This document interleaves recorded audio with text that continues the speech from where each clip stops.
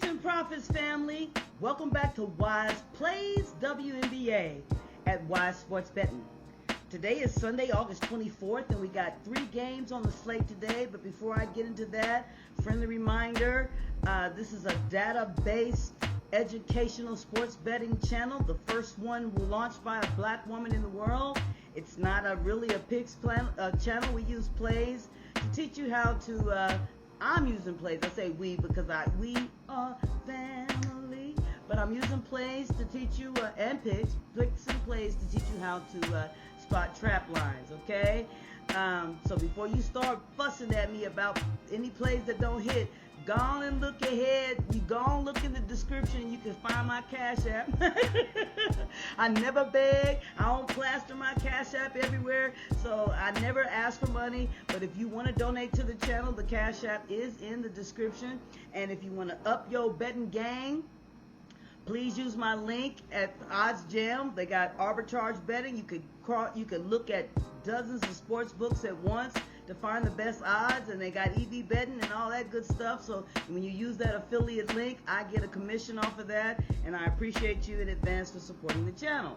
Now that the intro's out the way, like I said, today is Sunday, August the 24th, and I've been up all night, man, just with 3 games on the slate, because all three were tough reads, all right? So the first game is Seattle Storm at Washington Mystics. Game time is 12 p.m. Pacific Standard Time. And my odds come from DraftKings, by the way. The money line is Storm minus 455, Mystics plus 350. The total is 158.5. Betting over the total is at minus 108, under it minus 112.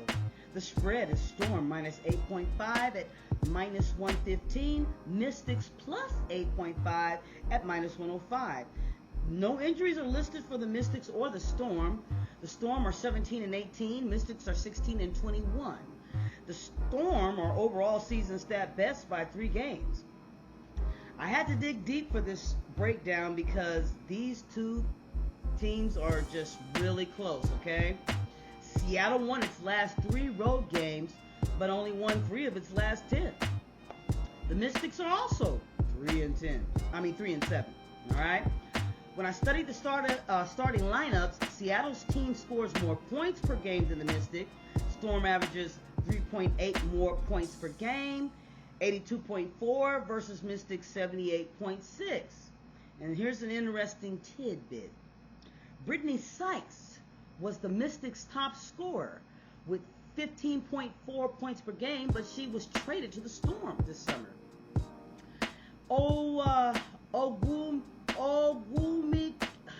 Ogumike, I always have a problem saying her name, of Seattle.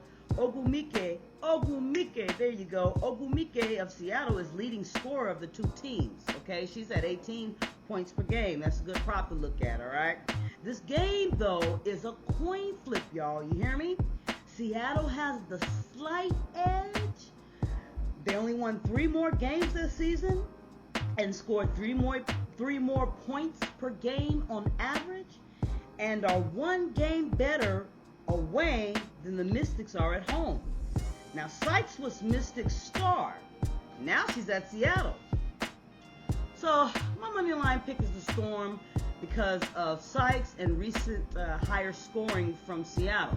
Okay, Sykes has the inside scoop. All right. The total 158.5. These 2 teams went under that in 4 of their last 5. The Storm averages 82.4 points per game this season, but averaged 94.5 in their last 2 games. You hear me? The average total points between these 2 is 156.81, which is under the current line of 158.5. So it's a choice between Seattle's recent offensive output, which could make for a strong case to go over, versus historical averages and head-to-head trends, which favor the under. This line is tight like braids fresh out the salon, all right? These teams met twice this season, just so you know, and the Mystics won both games. But Sykes was playing for the Mystics. when they won those two games. They played July 13th. Sykes was the Mystics' leading scorer that night with 19 points. The score was 74 to Storm 69, so Mystics won by 5 for a total of 143. They played again July 26th, Mystics 69 to 58. Mystics won by 11 for a total of 122. Sykes only put up 11 that night, but Citron was the leading scorer with 17 points. And Ogumike scored 18, so she was the leading scorer in all of it, even though they lost. And the first half, she scored that, and she missed all 5 attempts in the second. Okay, I'm talking about Ogumike. So that's why my money line pick, rather, which I'm sure is not popular, it's the Storm. Okay, but Sykes was Mystics' top scorer and perimeter defense, and she knows the Mystics' inside system. Mystics won't be able to clamp down like they did the last 2 games and have been weaker defensively without Sykes. So that, with Storm's recent surge in points per game, make me lean over 158.5. Now, I know this is a little bit unorthodox. You're not going to see this on other sports betting channels, but I did a recent, what we call a recent form model check. Storm has averaged 87 points in their last 5. Mystics averaged 78. When I added these averages, I come up with 165, which is over 158.5. Now, that's an unorthodox model that I use in addition to matchup history and pace.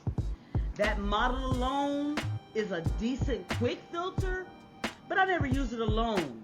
That would be too unorthodox. You can't ignore history, okay? And y'all know I lean towards history more than anything. However, because of Sykes and the recent uptick in scoring from Seattle, I'm downgrading history's importance a little bit and giving recent trend more importance than I normally do. So I'm locking the over 158.5. I typically lean with history, but this is just too much recent momentum to ignore. And I like Mystics to cover the spread. They covered 4 of their last 6. Seattle only covered 2 of their last 6, even when they won. So, quick recap. Money line is Storm, total over 158. Mystics cover the spread. I think it's 158.5. Am I right? Let me check real quick. Yeah. So, it's Moneyline Storm, total over 158.5. It's got that 0.5 hook, and the Mystics to cover the spread. But this game's total gave me like analysis paralysis several times tonight and this morning, because this total, y'all, is razor sharp, okay? So anyway, next game. Game 2 on the slate, Golden State Valkyries at Dallas Wings. Game time is 1 p.m. Pacific Standard Time. The money line is Golden State minus 130, Wings plus 110. The total is 158.5. Betting over the total is at minus 110. Under also at minus 110. The spread is Golden State minus 2 at minus 108. Wings plus 2 at minus 112. This whole slate, okay, has been the hardest read of the season for me. This game is another coin flip. Golden State is the overall season best. They are 18-18. Wings are 9-28, but Golden State is without Thornton. And they next highest scoring player is Tiffany Hayes, and she's struggling with a knee injury, and so she's iffy. And to be frank, she's iffy even when she's healthy. Okay, she's hit or miss. I know I sound sore. I lost a lot of props on Tiffany. So the Wings is without Ogunbowale, their superstar. But they've got a rookie who's blazing, Paige Beckers. But Golden State neutralizes Beckers even without Thornton. They held Beckers to just 11 points, okay? These two teams met twice. Both won one game. With Thornton out and Hayes iffy, Golden State loses its 2 best scorers, all right? Dallas is thin too. They without Ogunbowale, but they still got Maddie Siegrist, who has consistently scored double digits in 5 of her 6 games since she's been back. All right, so also check out Maddie Siegrist player props. I'm going to put player props in the description, but I'm going to look at Maddie as one of the first on this slate. So anyway, last 10 games, Wings are 1-9, averaging 79.8 points, 32.8 rebounds, and 19.7 assists. Golden State is just 5-5, averaging slightly fewer points, 77.2, rebounds 31.9, assists 18.2, which are all slightly lower. Wings lost their last 4. Valkyries lost 3 of their last 4. So this is I won't say but this is a damn coin flip, okay? Golden State is 8-11 on the road. Wings are 5-14 at home. So Golden State travels better than Dallas protects their home court. Golden State is the rightful favorite, even though both teams are banged up. So my money line pick is the stat best team, Golden State. The total 158.5. I like the under. Head-to-head this season, totals were 151 and 162. So it's like the books kind of split the difference.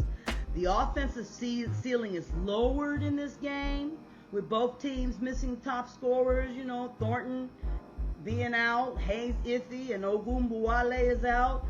So only way it goes over is if Beckers or Siegrist go off and Golden State's bench really chips in.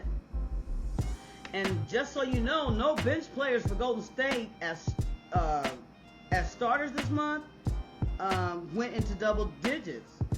But that Golden State bench successfully has neutralized Beckers and Siegrist, holding them both under their averages. So again, I think this game is going under 158.5. The spread is +2, -2. The books are basically saying pick a winner. They're 1-1 against the spread, head to head. Both teams are 2-4 against the spread in their last 6. So it's a coin flip. I hate this, all right?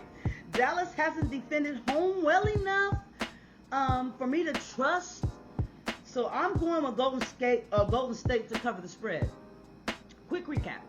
Golden State money line, total under 158.5, and Golden State to cover the spread. Game 3, last game on the slate. Hold on, let me catch a little bit of water here. Last game on the slate, game 3, my hometown.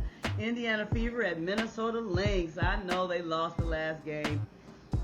The game airs at 4 p.m. Pacific Standard Time. The money line is Fever plus 550. Wow. And the Lynx minus 800. Woo! The total is 167. Betting over the total is at -108. Under at -112. The spread is Fever plus 12 at -110. Lynx -12 also at -110. Lynx they're the stat best, okay? At 29-7. Fever are 19-17. Lynx won last matchup. Lynx are 17-1 at home. Okay, these cats are fire at home. And Fever are 9-8 on the road. Last 10 games, Lynx are 7-3, averaging 88 points and 33.4 rebounds and 23 assists. Fever are only 5-5, averaging 86.9 points, and they're good. You know, they got 33 rebounds per game. Lynx have no injuries. Fever is missing Colson, Clark. Caitlin, we love you. The Fever is missing Colson, Clark, Cunningham, and McDonald. They're their top 3 guards. But Mitchell and Boston have been keeping the Fever have been keeping them competitive, all right?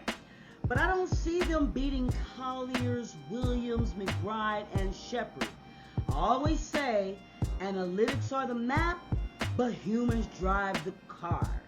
If Fever wins, it will truly be a case of humans defying analytics and driving the car.